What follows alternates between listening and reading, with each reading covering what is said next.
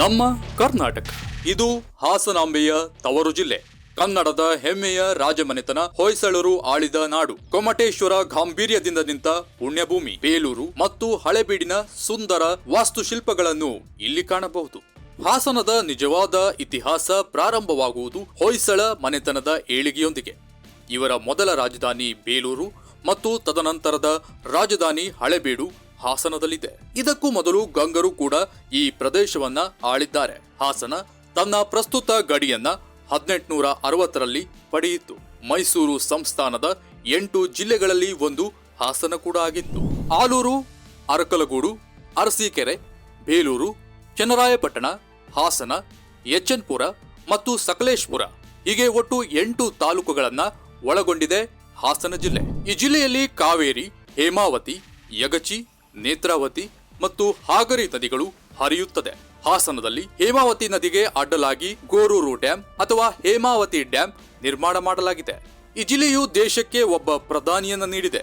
ಅವರೇ ನಮ್ಮ ಎಚ್.ಡಿ. ದೇವೇಗೌಡ ಅವರು.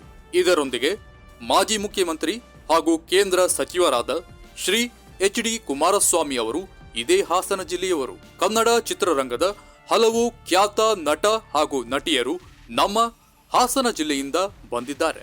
ಅವರೇ ಟಿ.ಎನ್. ಬಾಲಕೃಷ್ಣ, ಧೀರೇಂದ್ರ ಗೋಪಾಲ್, ದೊಡ್ಡಣ್ಣ, ರಾಕಿಂಗ್ ಸ್ಟಾರ್ ಯಶ್, ಜೈ ಜಗದೀಶ್, ಶರಣ್, ಶ್ರುತಿ, ನಿಖಿಲ್ ಕುಮಾರಸ್ವಾಮಿ, ಡಾಲಿ ಧನಂಜಯ್, ಕೆ.ಎಸ್. ಅಶ್ವಥ್ ಹಾಗೂ ಇನ್ನಿತರರು. ಕನ್ನಡ ಸಾಹಿತ್ಯ ಲೋಕಕ್ಕೆ ಕೂಡ ಹಾಸನ ತನ್ನ ಕೊಡುಗೆ ನೀಡಿದೆ. 12ನೇ ಶತಮಾನದ ಹರಿಹರ ಕವಿ, ಆಧುನಿಕ ಸಾಹಿತ್ಯದ ಬರಹಗಾರರಾದ ಗೋರೂರು ರಾಮಸ್ವಾಮಿ ಅಯ್ಯಂಗಾರ್, ಎಸ್.ಎಲ್. ಭೈರಪ್ಪ, ಎಸ್.ಕೆ. ರಾಮಚಂದ್ರ ರಾವ್ ಹಾಗೆಯೇ ಅರ್ಥಶಾಸ್ತ್ರದ ಮೂಲ ಪ್ರತಿಗಳನ್ನ ಕಂಡುಹಿಡಿದ ಆರ್. ಶ್ಯಾಮಶಾಸ್ತ್ರಿ ಅವರು ಕೂಡ ನಮ್ಮ ಹಾಸನದವರು. ಭಾರತದ ಇಸ್ರೋ ಸಂಸ್ಥೆಯ ಮಾಜಿ ಅಧ್ಯಕ್ಷ ಎ.ಎಸ್. ಕಿರಣ್ ಕುಮಾರ್ ಹಾಸನ ಜಿಲ್ಲೆಯ ಹೆಮ್ಮೆ.